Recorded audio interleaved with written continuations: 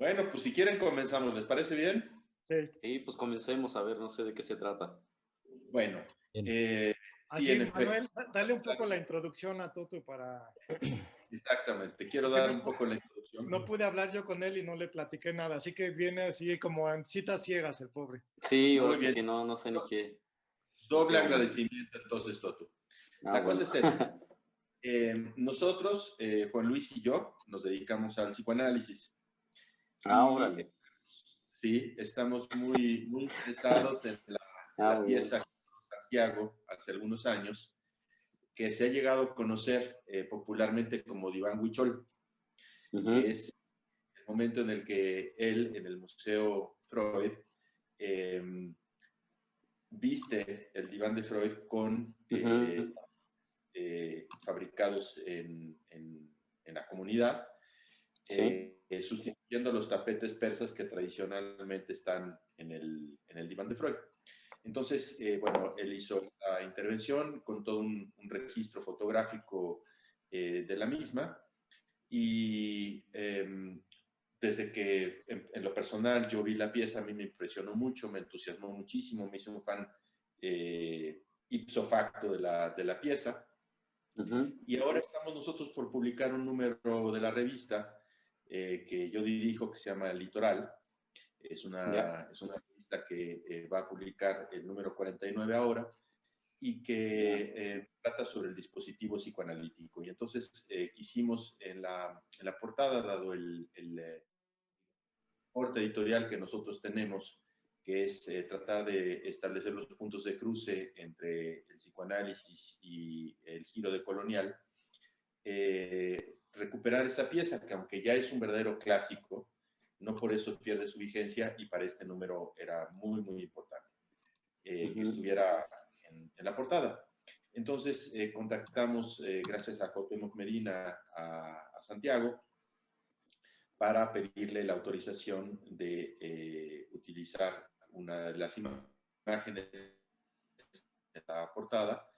Él muy amablemente la concedió y bueno, conversando surgió la idea de tener esta entrevista y poder hablar de cómo surgió esa pieza y de el significado que esas piezas tienen para la comunidad y poder conversar contigo acerca de todo lo que puede implicar, por ejemplo, el punto de cruce con los sueños, que es un punto muy importante para el psicoanálisis y entendemos que también para ustedes, y todo lo que vaya surgiendo para poder ilustrarnos nosotros y quedar enterados de cosas que nosotros ignoramos y que nos interesa mucho que conversemos contigo y Ujú. evidentemente con Santiago acerca de la pieza.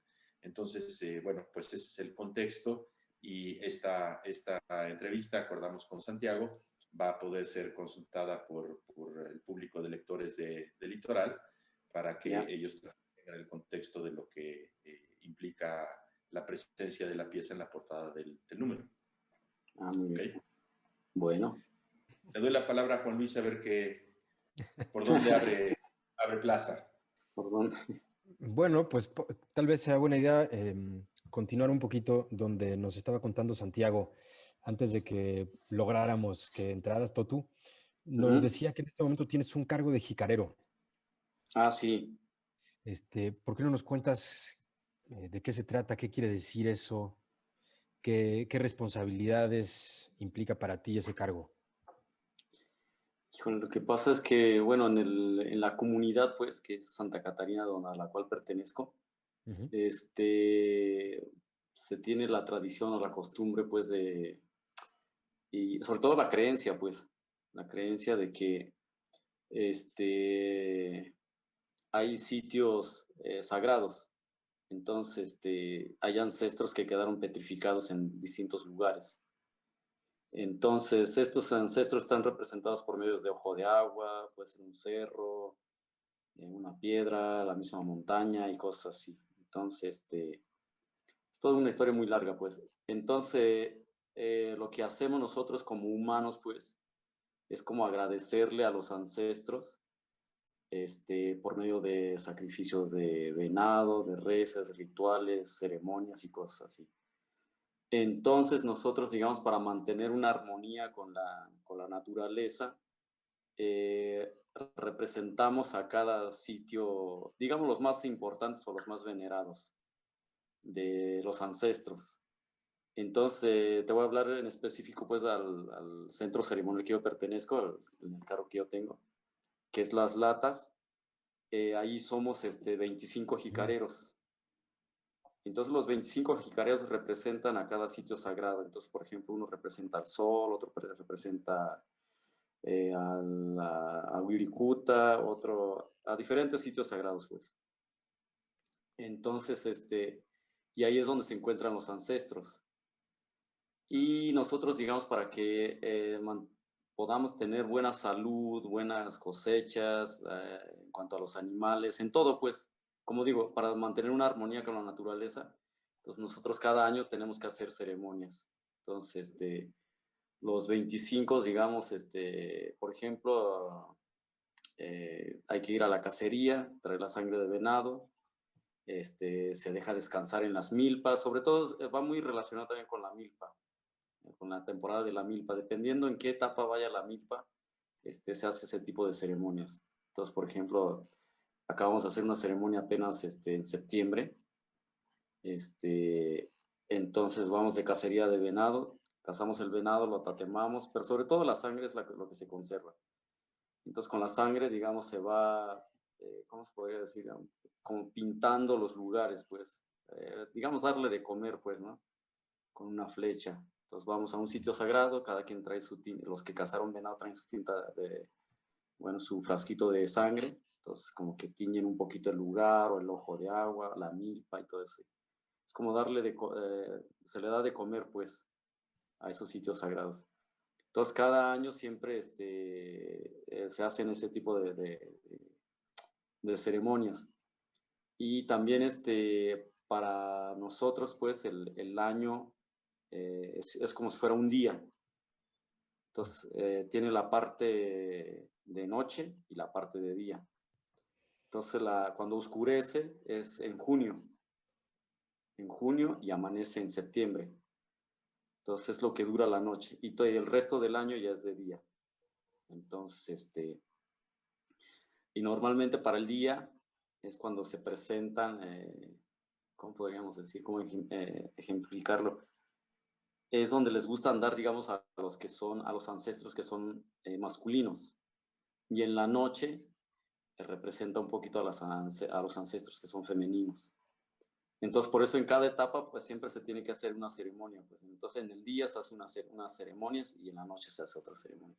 Entonces, ahorita la que acabamos de hacer fue una ceremonia para la noche y destinadas para nuestras ancestras.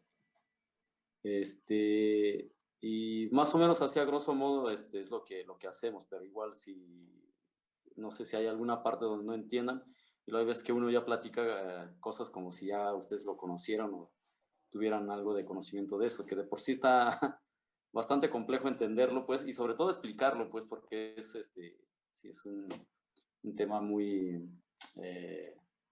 diferente, pues. O a lo mejor Santiago igual él un poquito les puede platicar más, ¿no? O de qué se trata, pues. Pero ¿cuándo fue el cambio de noche a día? Porque dices que es en septiembre. ¿Ya fue? ¿Fue esta ceremonia que acaba de pasar? Ya fue. Normalmente, tampoco es así como de tajo, pues. Siempre, No es un como día dicen, específico.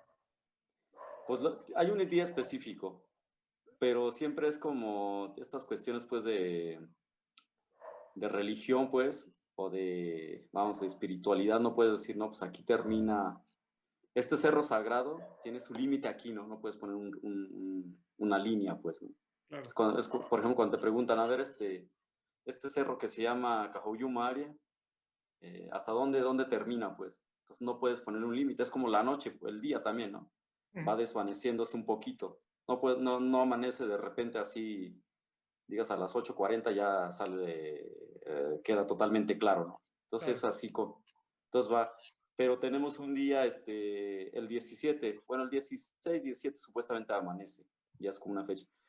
pero no es que realmente ese día amanezca, sino que es un procedimiento, es como el día, pues, ¿no? Sabes que en la mañana, Es una transición. sí, ándale, es una transición exactamente. Entonces eso tarda más o menos como para el 25, ya dejan de hacer ceremonias, 27. Sí. Pero bueno, Sí. ahorita me acordé de una cosa que no tiene mucho que ver, bueno, por esta cuestión de que no hay fronteras y límites cerrados, estaba acordando de una problemática reciente con la comunidad, que, que había toda esta idea de hacer la ruta de peregrinación Patrimonio Cultural de la Humanidad. Y entonces, bueno, para nada más poner un poco el contexto, había una discusión con el gobierno mexicano porque hay dos opciones, puede ser patrimonio material o patrimonio intangible. Y entonces, en el caso de que fuera patrimonio material, pues se debe de preservar el territorio, pero en el caso de que fuera intangible, como es una cosa simbólica, no necesariamente significaba proteger el territorio. Entonces hubo mucha discusión dentro de la comunidad y dentro del gobierno, porque al gobierno le interesaba más que volverlo intangible, porque pues ellos quieren explotar el territorio. Entonces se mantenía la peregrinación como algo simbólico, pues ellos podían decir, bueno, ¿hasta dónde acaba el sitio sagrado? Por eso me acordé ahorita de todo esto, porque justamente la discusión es esa, o sea, el sitio sagrado es un punto geográfico específico, delimitado, y no, en realidad para ustedes la peregrinación se extiende, o sea, no está delimitada a unos metros cuadrados, ¿no? Sino es todo un recorrido que va tocando muchos puntos y no puedes tú fragmentarlo y separarlo y decir, a este sitio sagrado es patrimonio, el de allá también, pero lo que está en medio no, y cosas de este tipo, ¿no? Que en el mundo occidental luego es difícil de entender. Todo este debate político, Santiago, ¿tuvo algo que ver con que tú decidieras que fuera precisamente esta la elección de los tapetes para recubrir el diván de Freud?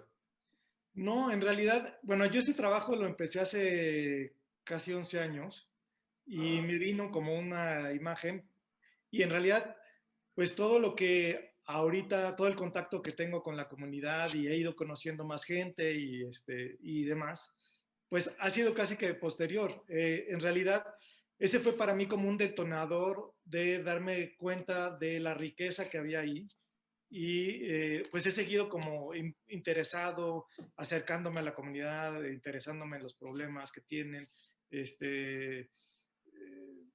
y bueno, estableciendo vínculos personales con Totu, que es una relación personal, más allá de que de pronto colaboremos en algunas cosas, pero digamos que eso surgió después del proyecto. En realidad, a mí cuando hice el proyecto, el punto de partida más bien fue la idea de que yo quería trabajar con una comunidad que, desde mi punto de vista, en aquella época bastante más inocente que la que tengo ahorita, no hubiera estado realmente tan tocada por la evangelización o por el catolicismo, etcétera, que mantuviera un sistema de creencias distinto a muchas otras comunidades indígenas en México que en realidad pues fueron convertidas o en algunos casos tienen una religión más sincrética, por ejemplo si pensamos en Chamula o gente así, que pues ahí hay una fusión. En el caso de los wixárikas realmente hay una religión pues prehispánica que sigue viva, ¿no? Y vigente, y a pesar de que hay una serie de elementos que también existen, como los crucifijos y demás, pues en realidad no es operativa la religión católica, no transformó radicalmente o fundamentalmente su propia religión. Entonces, esa para mí era una cosa muy importante. Y la otra cosa importante era que, en mi opinión, y bueno, no solo la mía, pero todos los patrones y todos los diseños que ellos utilizan para sus bordados y tejidos y demás, más allá de los elementos figurativos, me interesaba la cuestión de la geometría como una forma de escritura. Cuando pues son lenguas que no tienen una escritura como tal, sino que, según yo, se veían reflejadas en los patrones geométricos, ¿no? Y eso para mí era como muy interesante y muy importante, porque cuando vemos ese tipo de cosas, la gente lo ve como diseños y lo ve en ese sentido como decoración o ornamentación, etcétera, pero no se pone a pensar que en realidad hay todo un patrimonio cultural que está escrito y que tiene que ver con la tradición oral y que tiene que ver con cómo una tradición se mantiene viva. Entonces, para mí eso era muy importante y por eso recurrí solo a patrones geométricos para no caer en la narración figurativa de los animales y todo esto, ¿no? Y bueno, pues por otro lado, pues es la riqueza cromática muy particular que tiene todo el trabajo que hacen ellos, ¿no? Pues eso era también otro elemento fundamental que cuando yo propuse la pieza para el museo, bueno, el diván está cubierto con estos tapetes orientales, pero digamos que yo quería dar esa lectura de cómo era posible que un psicoanalista en la Viena de finales del 19, principios del 20, tratara pacientes en ese contexto, ¿no? De su sala de estar, con esta especie de cama recubierta con los tapetes, que en el imaginario pues tenía mucho que ver con la pintura orientalista, ¿no? Y tenía que ver con esta forma como exótica. Entonces, algo que a lo mejor nosotros ahorita ya lo vemos como muy natural, pues en realidad en su origen era algo bastante exotizante. Y entonces como que busqué otra vez este detonador para cuestionar justamente la supuesta universalidad del psicoanálisis, ¿no? Y yo, por ejemplo, conociendo más un poco la forma de vida del pueblo wixárika, pues también te das cuenta que, por ejemplo, pensar que el psicoanálisis freudiano podría aplicarse a una comunidad como la de ellos, pues es absurda, ¿no? Pero la pretensión de Freud sí era que en realidad sus descubrimientos psicoanalíticos pues eran universales, ¿no? Entonces, por ahí va un poco el juego del proyecto, ¿no? Y obviamente, pues poniéndome a trabajar con una familia en particular y pues descubriendo, estando en contacto con la comunidad, pues vas descubriendo la riqueza y todo lo que eso representa, ¿no? Y eso, pues digamos que es una aventura que empezó hace 11 años, pero que para mí sigue muy viva y muy vigente, a pesar de que no necesariamente siga haciendo piezas con ellos, ¿no? Aunque el año pasado con Totu hicimos una pieza muy grande, inspirada en algunos, bueno, estuve ahí con él una semana y pues preguntando, visitando gente y al final diseñé una pieza textil también bastante grande para una bienal de arquitectura, que tiene que ver un poco con la geografía particular del pueblo wixárika, que tienen estos 5 puntos principales, que Toto a lo mejor les puede hablar con más precisión de ellos, pero que son un punto que está en Nayarit, uno en San Luis Potosí, otro en Jalisco, y digamos, es una especie de rombo así un poco girado, con 5 puntos. El centro, que es Santa Catarina, ¿no? Si no me equivoco. Sí, sí. Y luego San Blas y Wirikuta, evidentemente. Wirikuta, Y ahora Durango, se me escapan Chapala. los otros dos. Ajá. El lago de Chapala, exactamente, ¿no? Sí. Entonces, eso marca todo el territorio wixárika y, bueno, la pieza tenía que ver con esta idea de esta especie de geografía simbólica de ellos, ¿no? Y pues estuvimos colaborando, hicimos unas maquetas también con un señor que se llama Macajaika. No sé si podemos entrar en tanto detalle, pero bueno, si el pero tiempo él, lo permite, no sé.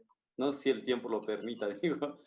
Es que Si en tanto lo que pueda vas durar. diciendo van surgiendo muchísimas cosas. Yo quisiera irles preguntando, pero tal vez regresar al punto de partida de la idea de la entrevista y preguntarte, primero, Santiago, ¿cuál es tu formación? Porque decías que presentaste una Bienal de Arquitectura. ¿Cuál es tu formación y cómo llegas a insertarte en el campo del arte? Pues yo estudié arquitectura, pero bueno, en realidad cuando estaba en preparatoria, en las tardes empecé a ir a lo que se llamaba la ENAP antes, la Escuela Nacional de Artes Plásticas, que está ahí en Xochimilco, y estando ahí como que me di cuenta que quería ser artista, pero no estudiar en esa escuela. Entonces, pues una alternativa fue estudiar arquitectura y terminé la carrera y demás, me titulé. pero en realidad nunca pensé en ser arquitecto, aunque siempre pues he tenido fascinación por la arquitectura, pero no por la práctica del arquitecto. Entonces, terminando la carrera, pues de manera autodidacta empecé a vivir y a trabajar como artista.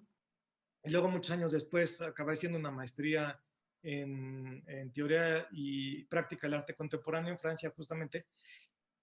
Pero bueno, digamos que ya tenía una cierta carrera en ese momento. Y después de muchos años que me dediqué a la pintura, empecé como a retomar mi interés sobre la arquitectura y digamos que llegó un momento en que hice una crisis de la vida de artista de taller. Toda esa soledad, introspección y demás estaba matándome verdaderamente y decidí retomar mi interés en la arquitectura y ponerme a buscar proyectos que implicaran una colaboración con un grupo de personas, justamente para salir de este aislamiento propio del taller y de esa especie de meditación introspectiva que de pronto puede ser el trabajo del pintor. Y que a mí en lo personal, pues no me estaba haciendo ningún bien, ¿no? Empecé a generar ciertos proyectos y bueno, pues, en parte salió, pocos años después surgió este proyecto de la intervención en el Museo Freud, lo cual de entrada me llevó a trabajar con Humberto Hernández Borja, que es él dirige una ONG que se llama Conservación Humana, que se dedica a proteger el territorio del pueblo wixárika en la sierra. Entonces, él fue como mi gran introductor a ese mundo y gracias a él he conocido a muchas gentes, entre ellas a Totu. Y curiosamente, bueno, cuando empezó todo esto me dijo, bueno, vamos a hacer, tú deberías de hacer la antropología inversa y entonces en vez de irte tú a estar un tiempo en la comunidad, voy a decirle a Lencho, que era un conocido de él, que se vaya a vivir a tu casa. Entonces vino a vivir aquí a mi casa casi un mes y fue una experiencia bastante extravagante, por decirlo menos. Y bueno, pues ahí empezó todo. Con él desarrollamos todos los tejidos, los bordados, que fue muy complicado realmente.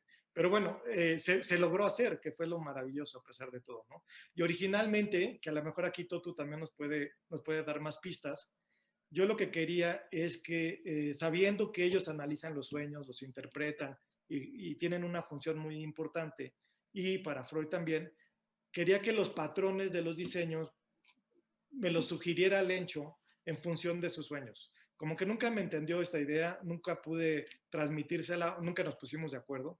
Entonces, al final de cuentas, lo que yo hice fue una investigación y yo le sugerí los diseños. Que bueno, además, esto me dijo él, pero bueno, también teníamos problemas de comunicación, entonces no sé, nunca me quedó claro si era cierto o no era cierto. Él tenía un morral particular que siempre llevaba y él lo que me dijo es que cada familia, un poco como los escoceses, cada familia tiene un patrón distintivo. ¿Es cierto o no, Totus? Nunca te lo había preguntado esto. Ay, cada familia tiene un patrón. Ajá, haz de cuenta que un diseño especial que representa a esa familia. Ah, no creo, Porque él tenía un diseño muy particular de unas cabezas de peyote, de jicuri, y siempre tenía ese mismo diseño. Me dijo, no, pues este es mío y es de mi familia, y no sé qué. Como haciéndome pensar que cada familia tenía un diseño particular. Una patente, pues, ¿no? Pues no, como una especie de emblema. O sea, nosotros somos los de este dibujo y los de acá del otro. Y no sé. Pero no sé si es cierto, la verdad. O a lo mejor yo le entendí mal. Pero esa no creo, idea yo creo más que nada hay pues un estilo, yo creo a lo mejor de una familia de hacer las cosas. Ajá. Eso sí, yo creo pues como todo artista, pues, ¿no? Sí. Sí, más que nada es lo que yo pienso, pues. Así. Y también lo que entendí es que cada región tiene como sus propios diseños distintos, ¿no? Ah, eso sí, como que sí es muy... Si son de San Andrés son de una manera, si son de Santa Catarina. Sí, como que los identificas. De hecho, en la artesanía también ves, si ves una pieza, casi dices, esto tiene tintes de San Andrés o de San Sebastián o de tal parte, pues. Como que sí tiene un estilo diferente. Y estos igual en los bordados también pasa igual. ¿Totupica conoce los diseños de los tapetes que utilizaste? No estoy muy seguro. ¿Los conoces? Pues ¿Que tenía alguna pues en vez la imagen o no? ¿El en fotos, sí. Sí, en fotos. ¿Esos de qué región son? Lo que pasa es que también los mandó a hacer así ya Santiago. ¿No? Entonces, Sí, por eso no. esa es la cuestión. Yo Sí. escogí los motivos y se los, Ajá.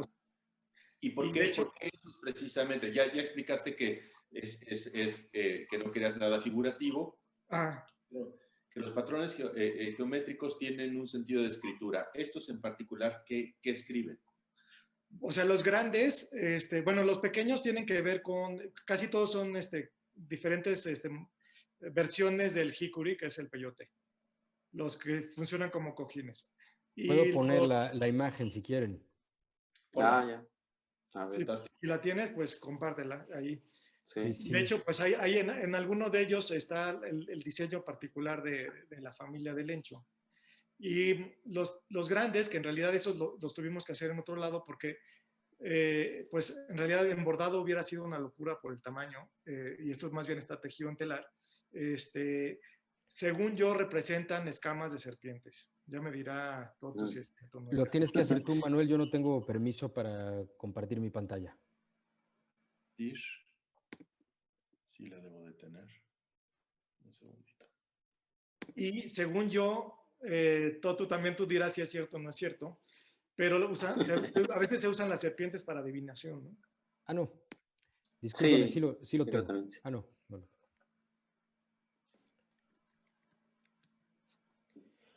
Bueno, pues justamente, Santiago y Totu, esa era una de las preguntas que yo quería plantearles. La elección, primero, por estos motivos geométricos y no por los motivos a lo mejor más populares del arte Uraritari, figurativos, representativos, con animales, con el sol, con el jicuri, con el venado, con los jicareros mismos. Y quería preguntar, sobre todo por la repetición en esos patrones, eh, si la repetición en sí, la repetición misma, es importante. Por ejemplo, en los cantos, Totu, cuando los jicareros cantan, ¿hay repetición? Sí, yo creo que sí es muy recurrente eso. Y bueno, los maracame, pues, que son los guías espirituales, normalmente, pues, ellos se comunican, pues, con los ancestros. Y hay veces que, bueno, no soy maracame, pero yo me doy la idea más o menos de que al momento de ellos de comunicarse o de hablar con un ancestro, empiezan como a buscar el hilo y a veces como que lo sueltan, o entonces pues, por eso empiezan a repetir mucho. Entonces yo me imagino esa comunicación como si fuera un hilo, pues entonces de repente lo empiezo a buscar y luego de repente como que se pierde. Entonces, por eso repiten mucho. Entonces en lo que a veces está buscando esa frase o esa comunicación, entonces como que va haciendo esa repetición. Entonces sí es muy común. Ahí está, ¿pueden ver la imagen? Sí, ahí está, la estamos viendo. Pero, por ejemplo, hay un cojín verde que está hasta acá, más cerca de las esculturitas. Sí. Y este violeta que está al centro, si se fijan, es el mismo motivo. Ese es el de la familia del Encho. Y son los hikuris estos. Pero también las flores del cojín azul claro con las flores blancas, pues también son hikuris, ¿no? Y el que está de fondo, la pieza grande y la que recubre el diván, son las que, según yo, están inspiradas en pieles de serpiente. Porque quería retomar esta idea de la adivinación a través de las serpientes, que según yo existía, pero bueno, sí, Toto dice que no estoy equivocado, que sí existe la adivinación usando serpientes. Entonces, pues era un poco los elementos, ¿no? Y como les decía, yo lo que quería evitar era un poco la narrativa a través de las figuras de los animales y demás, ¿no? sino dejarlo como un poco más abstracto y al mismo tiempo quizá más misterioso en ese sentido. Okay. Pero entonces no es propiamente una escritura, sino casi una simbología. Sí, o sea, a lo mejor la palabra escritura, pues hay que matizarla. No es que tú puedas leer esto Eso. como si fuera algo que te cuentan. O no sé, a lo mejor... Pero ¿no se porque, puede leer como algo que se canta esto, Santiago? no sé, le podemos preguntar a Totu. Yo no Mm, sé, porque justamente en el último trabajo que hicimos juntos, que era esta pieza para la Bienal de Arquitectura, estuvimos hablando con un maracame de don Alejandro, y yo como que quería preguntarle mucho sobre los motivos, porque él tenía un cuaderno donde había notado a lo largo del tiempo una serie de patrones y de diseños, y como que quería investigar más sobre ese punto. Y en realidad lo que él dijo en ese momento, pero bueno, es como todo, cada quien tiene su opinión y no es que haya un consenso de qué son las cosas, ¿no? A lo mejor él te dice una cosa, pero luego vas con otro maracame y te dice otra. Porque en realidad no es una cosa que está escrita en piedra, sino pues es justamente tradición oral, está sujeta a interpretación personal y demás. Y eso fue la respuesta que nos dio. Nos dijo, yo esto lo veo así y lo puedo leer así de esta manera. Porque en Zacatecas hay un museo muy interesante donde tienen una colección de... Había un doctor que me parece que se apellida Martens o Martins, que atendía a la comunidad y a cambio de, digamos que en forma de pago simbólico, les pedía a las mujeres que le entregaran unos bordaditos así pequeños de 30 centímetros y armó una colección fantástica en los años 30, 40 más o menos. Y esa tienen exhibidas estas piezas. Y bueno, había unas en particular que a mí me llamaron mucho la atención y yo las fotografié. Y luego le preguntaba a don Alejandro si nos podía explicar un poco, que, justo con esta idea de que esto es escritura, qué representaban o qué podía decir ese tipo de cosas. Y él pues decía, pues yo las interpreto así y así, pero siempre dejaba claro que era su interpretación y que no puedes decir, ah, esto es esto o aquello, porque pues, depende cómo lo veas y él tiene también, digamos, no es algo que está consensuado, a diferencia de la escritura, que finalmente el principio de la escritura, para que comuniques, que todos estemos de acuerdo que cuando decimos perro nos estamos refiriendo a la misma cosa, ¿no? Y bueno, Cuéntanos, Santiago, ¿cómo? ¿cómo surge la idea del proyecto? Porque cuando lo conversamos por teléfono me pareció realmente muy digno de recuperar. ¿Cómo nace la idea de este proyecto? Pues en realidad tuve la suerte loca de que, bueno, me vino esta imagen, yo conocía la casa de Freud, la descubrí en una jornada que hacen en Europa que se llama jornadas patrimoniales, donde ciertos, digo, en el caso de la casa de Freud, no es así porque es un museo que está abierto todo el tiempo, pero puedes descubrir tus edificios que son inaccesibles al público en general en estas jornadas, ¿no? Entonces, te permite conocer arquitectura que de otra manera no podrías porque está cerrada al público. Y entonces, yo viví en Londres en el año 2001, y cuando conocí esto, pues me pareció fantástico, ¿no? Y pues, se quedó ahí en mi cabeza esa imagen, y luego de pronto me vino, no sé cómo, es algo que no puedo explicar, ni sé por qué, la idea de recubrir el diván con estos motivos, con estos trabajos wixárikas, ¿no? Y entonces, bueno, como cualquier hijo de vecino, cogí, busqué en internet el museo, vi quién era el director, le escribí un correo electrónico y le dije, quiero hacer esto, ¿no? Y tuve la suerte loca que el director del Museo Freud en esa época era un antropólogo de origen jamaiquino, que le pareció fantástico el proyecto. ¿Qué nombre? ¿Cómo? ¿Con qué nombre? ¿Quién era él? Se llama Iván Ward. Y, y estaba, le dijo, no, pues está buenísima tu idea, me encanta y tal. Yo ya sabía que habían hecho algunas intervenciones por artistas con anterioridad, no era yo ni el primero ni el último, ¿no? Pero normalmente tenían ellos un curador que les proponía los proyectos y todo era como es el arte contemporáneo, un poquito hermético, cerrado y para iniciados, ¿no? Y bueno, de alguna manera yo rebasé por la izquierda y le mandé directamente el proyecto a esta persona, le encantó, empezamos a comunicarnos, a desarrollar un poco la idea Hasta que llega un punto y me dice, oye, pues esto es como cibersexo, ¿cómo sé que existes? Y le dije, ahorita lo resolvemos. Yo tenía una amiga que vivía en Londres en aquella época, yo estaba en México, y le dije, oye, por favor, preséntate y dile que sí existo, que sí soy de veras, ¿no? Y pues dicho y hecho, fue ahí, se presentó, después se convirtió en la curadora del proyecto. ¿Catalina? ¿Perdón? ¿Catalina Lozano? Sí, Catalina Lozano. Catalina era curadora ahí, trabajaba ahí. Y yo le invité a que colaborara en el proyecto, ya fue y habló con él. Y finalmente, pues yo me puse a trabajar con Lencho, desarrollamos todas las piezas y finalmente, pues así se hizo el proyecto, ¿no?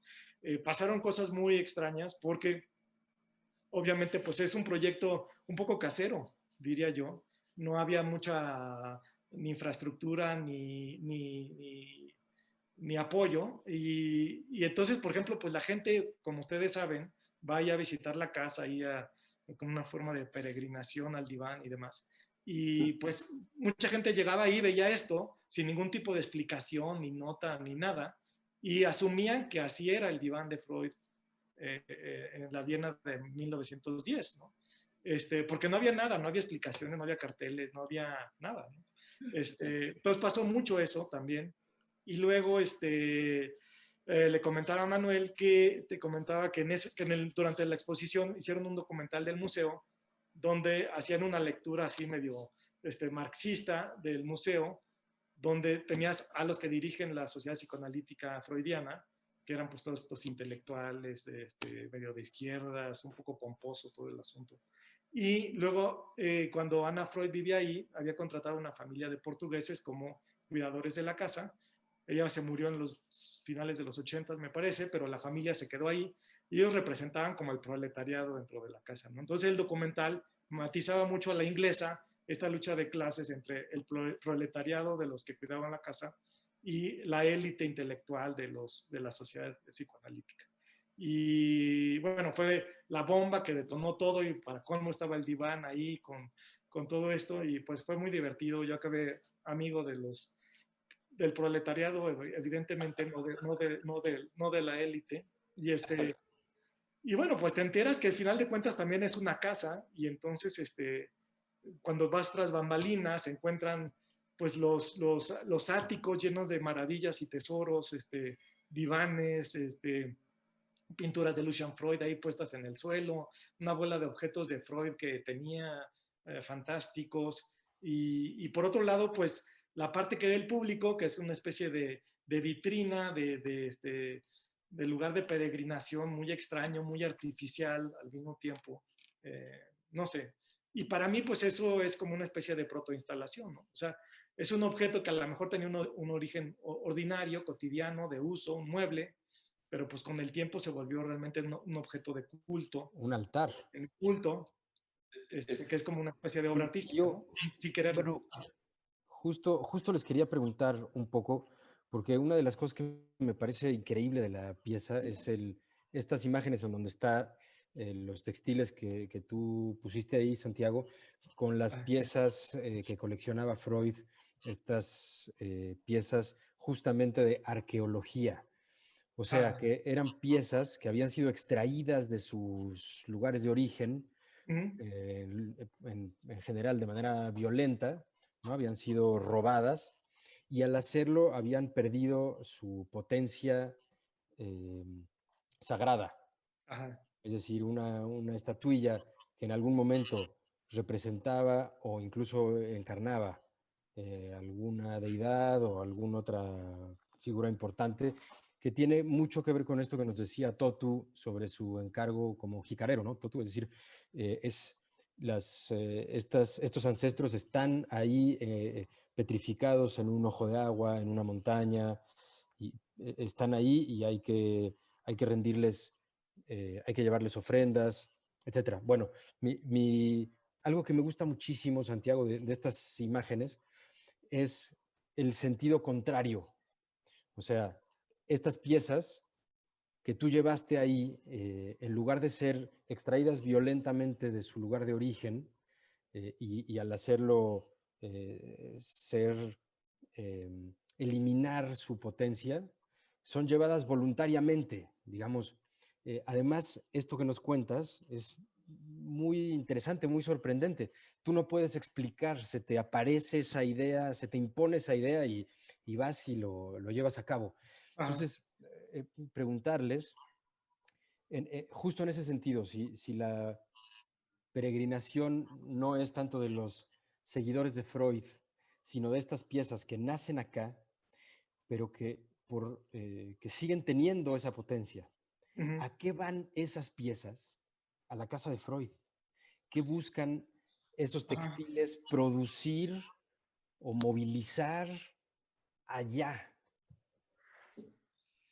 A ver, pues yo después me gustaría saber la opinión de Toto, porque aquí hay otra cosa que para mí es importante y que tiene que ver mucho con todo este descubrimiento que he tenido sobre, o conocimiento con el tiempo, de mucha de la forma de pensar y de ver las cosas de la comunidad. Por un lado, pues para mí también era como jugar, o sea, ¿qué pasaba si cambiaba de piel este objeto? Porque finalmente Mm. la parte textil del diván es constitutiva, o sea, eh, el diván, por ejemplo, le mostré a Manuel algunas imágenes y nada, encuerado, vamos a ponerlo así, es un mueble rarísimo, viejo, está relleno de crin de caballo, está totalmente desvencijado, es una especie de anciano medio en las últimas, ¿no? Y en cambio tiene esta piel que conforma la parte textil, que es como que le da cuerpo, es una especie de alfombra voladora que está ahí nada más como suspendida en el tiempo y en el espacio.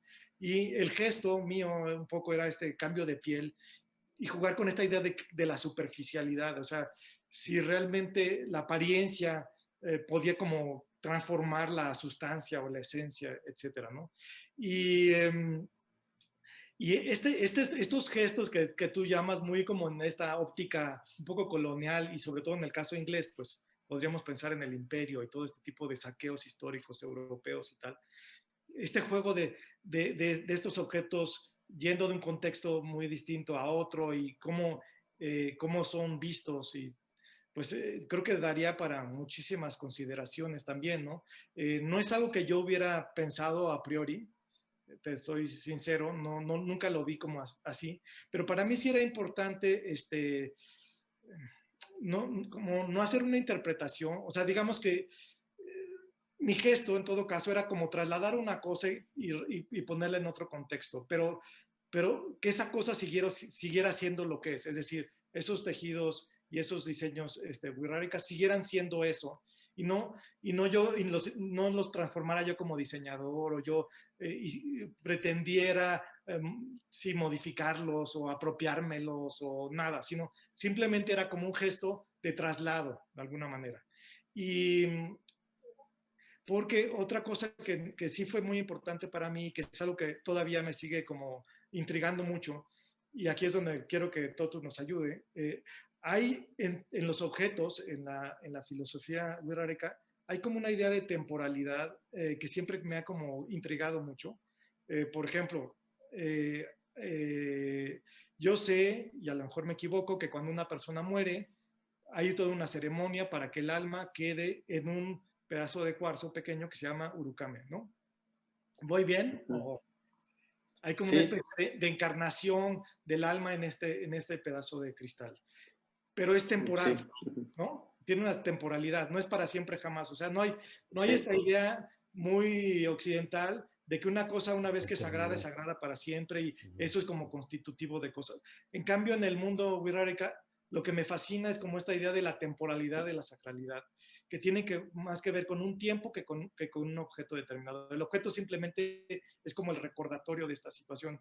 Y lo mismo siento que pasa con muchos de los objetos que ellos producen, por ejemplo, las jícaras específicamente, que se usan para las ceremonias y ahora que estuve yo en la sierra puedes ver ahí todas las jícaras que tienen este uso religioso, pero que al mismo tiempo hay como esta manera de también utilizarlas como para la artesanía. O sea, digamos, el mismo objeto puede ser operativo en dos circunstancias totalmente distintas, es decir, para una ceremonia o para la venta artesanal, pero digamos que eso de manera nada más en apariencia, porque el objeto opera completamente distinto si es para una ceremonia que si es para la venta artesanal, ¿no? Entonces, ese tipo de cosas que para nosotros a veces es como muy difícil de entender, bueno, es que esto es sagrado y esto es comercial. Pues no, de repente aquí las cosas, hay como, a lo mejor tiene que ver con lo que decía Toto en un principio, las cosas no están tan delimitadas, no hay como estas fronteras tan marcadas y de aquí hasta acá es esto y de aquí a acá es otra cosa, ¿no? Sino de repente hay como unas oscilaciones que para mí son fascinantes y que siempre te hacen pensar cuál es la naturaleza de ese objeto, ¿no? Pero bueno, no sé, ahí me gustaría que Toto nos diera a lo mejor más pistas de eso, de por qué un objeto puede ser religioso y de repente puede ser una cosa que tú puedes hacer para, como arte o artesanía para la venta, por ejemplo, ¿no? Aunque Sí. pueda parecer similar. O, por ejemplo, todo el trabajo que hacen ustedes con las cuentas y todo eso. Sí, pero pues más bien yo pienso que, bueno, yo siempre he tenido esa teoría, pues ahí la cultura da para muchos estudios, pues, para, no sé, para muchas cosas, pues. Entonces a mí de repente me preguntan, aparentemente hay cosas a lo mejor que son sencillas, pero pues a veces uno no se lo pregunta, como siempre digo. Y yo tengo la teoría, digamos así, de que la artesanía más bien proviene de los objetos sagrados, pues, ¿no? Es una persona, un explorador, pues, digamos, o un Teiwari, pues, fue a la sierra y de repente vio, pues, las ofrendas y dijo, no, pues, oye, pues sí me lo puedo llevar de recuerdo así para decirle a mis hijos que allá los Mirartari tienen esta costumbre, tal, tal. Y pues como siempre pasa, pues, siempre hay habilidosos, entonces, hay gente que ve la parte comercial y dice, bueno, pues, a estos Teiwaris estamos viendo que les gusta estas ofrendas que hacemos, pues mejor porque no le añadimos más color o le damos más forma, más como ya de venta, pues. Entonces yo siento que es más o menos así como ocurre esta transición, pues, del objeto religioso, pues, sagrado, a que sea comercial, pues. Porque la jícara, digamos, sagrada, pues, no tiene tantas cuentas, pues, ¿no? Sí, tiene pocas, de hecho. Tiene muy pocas shakiras, pero pues ya después las personas, pues los artesanos se las han ido ingeniando, pues, y de ahí han salido. Al principio se hacían más cosas relacionadas con la cultura, por ejemplo, se ponían más peyotes, pues, ¿no? Más venados, águilas o serpientes, cosas que tenían que ver con la cultura, ¿no? Y ahora ya vemos hasta piezas de, no sé, balones, el bochol, el mismo bochol, pues, ¿no? Entonces ya se han hecho cosas ya, que no tienen nada que ver, ahora sí, relación directa Claro. con la cultura, pues, ¿no? Sino que ya es una parte más comercial. Sí. Entonces, pues yo pienso que más o menos se dio esa transición, pues, de que un objeto religioso se volviera después artesanal, más o menos, así lo veo. Y además, como también le hemos platicado de estos maracames, que también, o sea, no solamente se da esta relación con los objetos, sino con ciertas Sí. prácticas, ¿no? ¿Cómo les dices tú a los maracames blancos, estos que vienen aquí a la ciudad y hacen sus grupos? Sí, lo que pasa también es que ya, pues creo que lo he platicado tantas veces con personas que ya no sé si también contigo lo he platicado, pues, que Ajá. sí, pues hay que reconocer, ¿no? Pues de que también los maracames también a veces que entran en esa actitud, pues, vamos, no sé cómo, de empezar a actuar, pues, ahora sí, de más, ¿no? Porque está por un interés, pues, ¿no? Ya es más económico, entonces como que tiene que hacer un show extra, pues, ¿no? Una actuación extra. Entonces, sí hay maracames que son, entre ellos mismos dicen, pues, que el ejemplo que siempre pongo es del café descafeinado y el café bueno, pues, ¿no? Entonces, a veces como que cuesta trabajo cuál es el café descafeinado y cuál es el buen café, ¿no? Entonces pasa más o menos parecido con los maracames. Entonces, hay algunos maracames que hacen una curación descafeinada y hay unos que sí hacen una curación bien hecha, pues. Y pues, hay muchos que empiezan a hacer más curaciones fuera de la comunidad pero ya es porque lo hacen por interés económico, pues, ¿no? Claro. Ya llegan a la comunidad, llega una señora que tradicionalmente se hacía o se hace, pues, pero ya muy poco casi. Llega una persona, llega con el maracame, le dice, oye, estoy mal, tal, tal, y pues, la señora o la persona le traía, no sé, unas tortillas, un atole, cosas de la temporada o, por ejemplo, de la Sierra Alta que no se da nada y estás en la Sierra Baja, tienes nopales, vas por el Guaje o cosas así, le se lo trae y se lo daba, pues, ¿no? Y ahora ya cuesta mucho trabajo que los maracames te den una revisada porque ya ahora lo que exigen es dinero, pues. Claro. Entonces, y pasa mucho también que ya muchos se dedican, muchos de los maracames, de hecho, les va muy bien, pues, acá con los Teiwari, pues. Y en la sierra, pues, ya muy difícilmente te atienden porque tú no le vas a ofrecer la cantidad que le ofrece un Teiwari, pues, ¿no? Claro. Lo que le va a cobrar. En ese sentido, yo quería preguntarte, Santiago y a Totu, esta imagen, esta fotografía de Freud con los motivos en color amarillo, me explicabas que tenía un nexo con la comunidad de Guraruki, entonces quería saber un poco de qué se trata. La de Freud. Sí.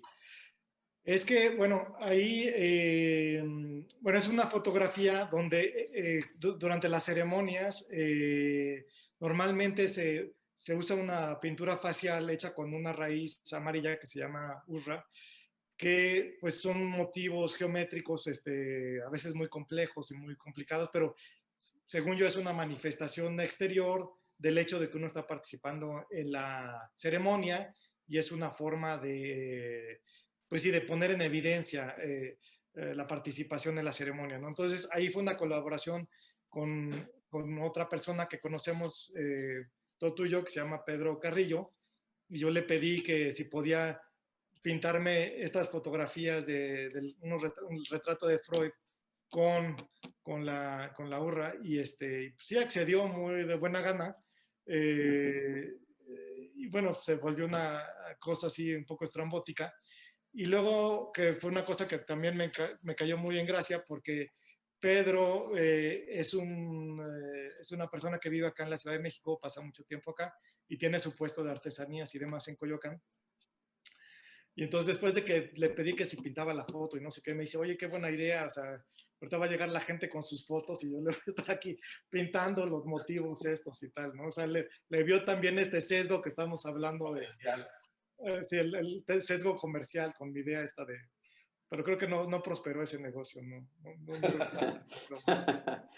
pero la idea era justamente que esta pintura facial, o sea, me gustaba como el concepto que es como una manifestación externa de algo que si no, tú no es posible, ¿no? Es decir, cuando las personas están en una ceremonia, bueno, claro, si están bailando y demás, es otro gesto simbólico, pero simplemente que la cara manifestara pues sí, esto que está pasando contigo, ¿no? Mientras estás en la ceremonia.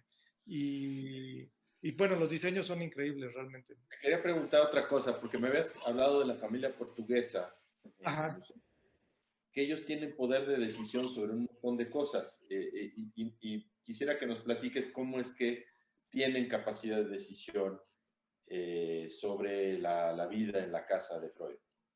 Bueno, pues es que es una casa y en realidad la mayor parte del tiempo ellos están ahí como amos y señores, ¿no? Porque pues no hay nadie, o sea, el museo también tiene unas horas de museo y demás, ¿no? Pero por ejemplo, había un perro ahí, el perro se acostaba en el diván, hacía lo que quería el perro, eh, ellos vivían en una especie de bungalow en el jardín de la casa, porque la casa es muy grande, tiene un jardín muy bonito que rentan para fiestas y demás, y ahí como hay una especie de pabellón en la parte de atrás donde vivía la familia. Pero bueno, ellos estaban ahí, hacían lo que querían, ¿no? Yo me acuerdo ahí, un día nos pusimos a tomar cervezas pues en la sala, ahí como sin nada. Entonces, bueno, es muy claro, estos lugares que pues era un ambiente doméstico, de repente se vuelve una especie de templo museístico muy raro, pero pues hay esa gente que vive ahí. O sea, no son cuidadores como de museo, es gente que vive ahí, digo, ya era una familia, el abuelo, un matrimonio más o menos joven, los hijos, además ellos se encargan de limpiar la casa, se encargan cada cierto tiempo tienen que limpiar todos los objetos y demás, ¿no? Hay toda una rutina ahí muy organizada y muy planeada. Y esto es por decisión de Ana Freud. Sí, sí, sí, sí. Sí, Ana Freud, porque además a unas cuantas casas de ahí está la Sociedad de Psicoanalítica Freudiana. O sea, ellos tienen como dos propiedades. En una parte es como la casa, que es la casa museo, con todos los objetos de Freud, y luego tienen la otra que es como la escuela, ¿no? Pero Ana Freud vivió en la casa hasta que se murió. Y, y ella fundó la sociedad esta después en el otro lugar, ¿no? Pues no sé, es un lugar muy raro, o sea, porque son estos lugares que quieren como congelar en el tiempo y luego pues no saben muy bien qué hacer con todo eso, ¿no? Digo, aquí en la Ciudad de México el extremo, por ejemplo, sería la casa de Trotsky, una cosa así también, que nada más está acumulando polvo y dices, bueno, esto es como una especie de mausoleo. Digo, son los lugares muy raros, ¿no? Pero bueno, para mí, justo fascinantes también, porque justamente hablando toda esta cuestión de la temporalidad, pretender que no pasa el tiempo, que puedes como preservar una especie de espíritu del lugar, de ambiente del lugar, o sea, no sé hasta qué punto te proyecta esos lugares al pasado o no, o sea, eh, no sé, me intrigan mucho estos lugares, ¿no? No, yo creo que lo que Catalina Lozano expresa en el documento que me hiciste llegar a que sería un equivalente del catálogo, es muy justo. Es decir, ella pone el dedo en la llaga, eh, rescata los pasajes en donde Freud claramente se ubica como un hombre de la modernidad ilustrada, que pretende que lo que ha descubierto es efectivamente universal y no lo puede ubicar en sus coordenadas temporales e históricas. Ajá. Y cuestiona claramente ese eurocentrismo y las prácticas coloniales que están subyacentes en lo que Juan Luis señalaba, ¿no? Es las piezas arqueológicas ahí junto, eh, con los tapetes que tú colocaste ahí, que se trata de una cultura viva, Uh-huh. brincan de inmediato como aberraciones. Es decir, Claro. ¿qué hacen ahí esas piezas y por qué están en el consultorio de Freud? Y Freud nunca cuestiona eso. Freud nunca se plantea que Ajá. tal vez no tendría que tener esas piezas ahí, ni que esas piezas tienen el origen que tienen colonial de un saqueo, de una expoliación de culturas Claro. que Y es que, fueron De un saqueadas. desencantamiento de las piezas, ¿no? Al ser Un encantamiento de las arqueologizadas, pierden su potencia de objetos sagrados de la que nos hablaba Totu al principio, ¿no? De las jícaras y las flechas.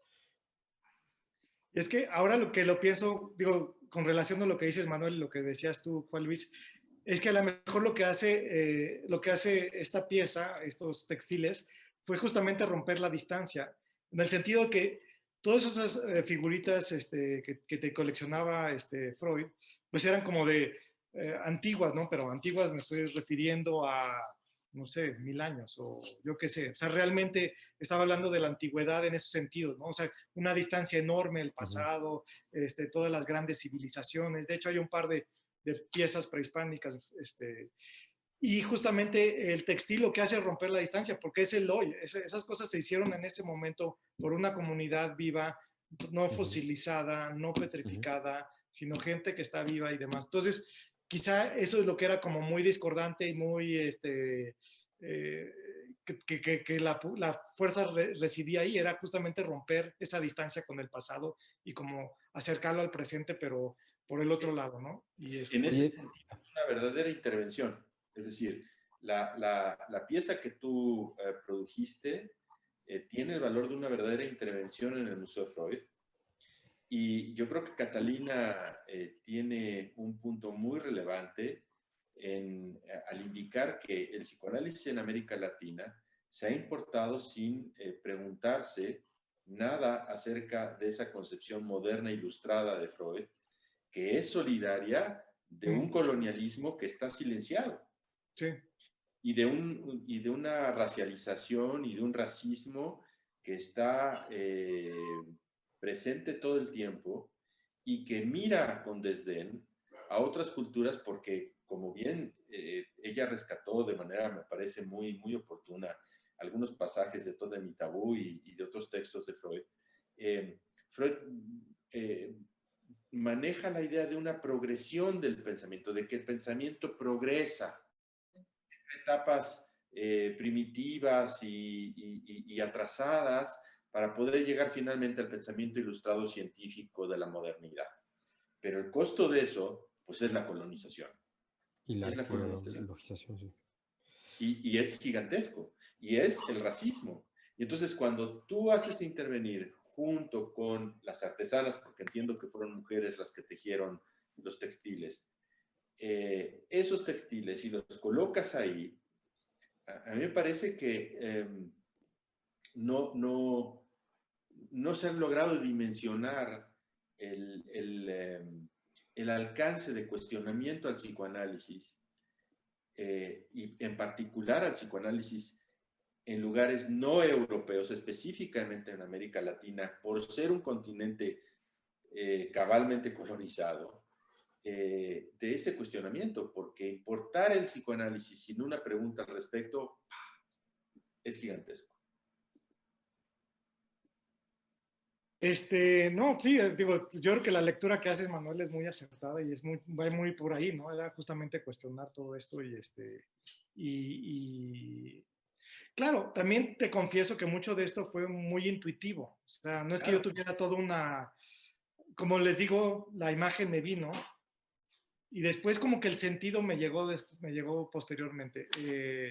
Y digamos que ese sentido es un sentido que se ha ido construyendo a lo largo de estos 10 años que han pasado desde que se hizo la pieza, ¿no? O sea, que es un poco una intervención al museo, pero también es una pieza que está viva en ti, o sea, es una intervención Sí. a ti. No, absolutamente, a mí me cambió la vida, ¿eh? Uh-huh. Me cambió la vida y sobre todo entrar en contacto con la comunidad Uh-huh. y digo, porque finalmente lo que hace eso es cuestionarte, ¿no? Cuestionar qué eres tú, cuál es tu identidad, en qué crees, en qué no crees, hasta qué punto crees que tu identidad es atemporal o simplemente pues como el urukame es una cosa que tiene una temporalidad y después se transmuta en otra cosa, ¿no? Y eso pues han sido como lecciones de vida que se han ido acumulando a lo largo del tiempo, ¿no? Y he tenido la suerte de que, pues al principio trabajé con una familia en particular, pero he ido conociendo más gente, ahora a Totu, y bueno, también te das cuenta de la riqueza y tendemos a pensar que, pues cuando hablas de un pueblo en particular, como si fuera una especie de monolito, uniforme, integrado, etcétera, pero no, pues son personas como todos y cada persona tiene su manera de pensar y sus opiniones y hay conflictos y no es homogéneo. Entonces eso también pues yo trabajé con esta familia en particular, te dicen ciertas cosas y luego pues otros te dicen otras y bueno, pues así es, ¿no? Cada quien tiene sus opiniones. Pero bueno, claro, hay también elementos comunes. Pero bueno, ha sido fascinante realmente y bueno, sí, ya pasaron 10 años, es increíble realmente, pero sigue vivo en mí de alguna manera, ¿no? Y la muestra clara es que Toto nos acompaña el día de hoy y que está dispuesto a compartir con nosotros. Sí, muchas gracias. Oye, justamente Totu, quería preguntarte, aprovechando esto que dice Santiago, ¿no? De que son objetos vivos, eh, por ese cruce del que hemos hablado un par de veces. Cuando hablabas hace un momento de la curación y de la labor de los maracate, sí, ¿qué lugar tienen los sueños en la curación de un maracame? Si va una señora, como tú decías hace un momento, ¿no? Y me siento mal, estoy mal, ¿qué papel tienen los sueños en la curación de los maracate? Pues yo creo que es híjole, no sé en qué lugar lo pondría, pero sí es muy, muy importante, pues. Sí, porque por ejemplo te hacen una curación hoy digamos, por decir hoy en la mañana, pasa en el transcurso del día y la noche y entonces le vienen los sueños y al siguiente día te comenta, mira, pues pasó esto. Entonces me llegó este mensaje a través del sueño. Entonces al siguiente día otra vez te hace otra curación y así, pero sí, sí es muy importante y de hecho también por ejemplo, en los sueños también dice, no, pues el sitio sagrado X quiere que le den de comer, pues, ¿no? Entonces quiere que le lleven una res. Y por medio del sueño me llegó el mensaje de que Santiago va a ser el encargado de llevarle de comer para que le haga la ceremonia allá. Entonces, así como que el sueño es fundamental, pues sí es muy, muy importante para ellos. De hecho, tú dime si no me equivoco, pero tu cargo también tuvo que ver con un sueño, ¿no? O sea, digamos, el hecho de que tú tuvieras que asumir este cargo, bueno, no el ancestro se te presenta de alguna manera y te solicita. ¿Cómo me lo habías explicado? Para muchos, vamos, en los 25 jicareros que estamos ahí, son soñados por los guías espirituales, pues. Pero el también que soñó fue el maracame, el que te soñó fue el maracame. el que te sueña es él. Pero en mi caso fue más de estrategia, pues, bueno, no sé si lo comentamos, así como regresar, ser parte de la comunidad, ayudar en algo, por la edad que tengo y cosas así. Pero puedes pedir el cargo, aunque no sé qué tan bien se ha visto, pero tampoco es tan mal visto, pues así, creo que queda en medio. Pero digamos que de manera tradicional, el maracame sueña el que debe ser el jicarero. Ándale, eso. Sí, eso. Y además es por una cuestión, digamos, digamos, mi papá si tuvo ese cargo, mi abuelo tuvo ese cargo, entonces, digamos, esa línea debemos como que de cumplir con ese cargo, pues, ¿no? Entonces, pero en mi caso no fue así, fue una cosa que yo lo decidí, lo pedí y todo eso. Pero la mayoría, yo creo, no sé, el 80% sí fueron soñados, pues. Entonces dijeron, no, bueno, pues este cargo le va a tocar a tal persona y este cargo a tal. Y sí hubo otras personas que también se enferman. Entonces el maracame le dice, ¿sabes qué? Es que tú te has enfermado porque el ancestro tal quieres que seas su representante y cargue su cargo, pues, o su jícara, no sé cómo decirlo. Entonces ya yo, por ejemplo, ya hay un señor que a mí ya me pidió mi cargo. Entonces, que lo que yo debería de hacer para el 2022 es que el maracame me debería debería decir, ¿sabes qué? El cargo que tú tienes de Yigrameca le corresponde a X persona, pues.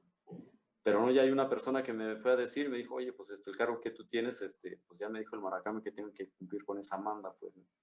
Entonces, Okay. para cuando tú salgas, pues yo quiero cumplir con ese cargo para que no se lo des a alguien más, ¿no? Para que ya le digas con tiempo al maracame que no sueña al que va a tomar tu cargo. Entonces, más que nada, la gente que lo pide es porque son por enfermedades, pues, ¿no? Porque el maracame le dijo que tiene que tomar ese cargo. Ok, ahorita me entró una duda, Totu. Cuando hablamos de sueño, ¿estamos hablando de la misma cosa? Sí, yo creo que O sea, sí. cuando pensamos en sueño, no sé, es que a lo mejor podía Sí, representar verlo. un sueño lúcido, digamos, otro tipo de cosa, algo que a lo mejor puedes pensar como de manera un poco más consciente, no necesariamente cuando estás dormido. O sea, Sí, mi pregunta no, es esa, ¿se refiere al sueño que tienes cuando estás dormido o es sí, otra sí, forma sí. de visión?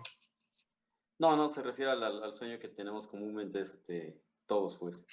Okay. Entonces, en la noche sueñan o es un sueño muy constante, pues, que están soñando con eso y dicen, pues esta persona es para eso. Y o a lo mejor también puede ser que un poco lo que tú dices, pues, ¿no? En otro tipo de sueño que, no sé cómo llamarlo, pues, que sí lo va interpretando también de esa manera. Pero sí, es el sueño normal, pues. Ok. ¿Les parece que dejemos aquí para no Sí. prolongar demasiado la entrevista? Son prácticamente las 10 de la noche, así es que no queremos abusar de su tiempo. Les agradecemos muchísimo, Totu, No, de verdad. al contrario, muchas gracias. Muchas Esfuerzo. gracias, Totu, por estar aquí Tengo que decir que Totu No, va a pues, compartiendo. la tierra hizo toda una trayectoria para poder estar en el hotel en donde hay internet y poderse conectar con nosotros. No fue fácil la conexión con Zoom, lo conseguimos y de verdad estamos Sí. muy, muy agradecidos. No, yo creo que además, Manuel, quería nada más terminar con esto.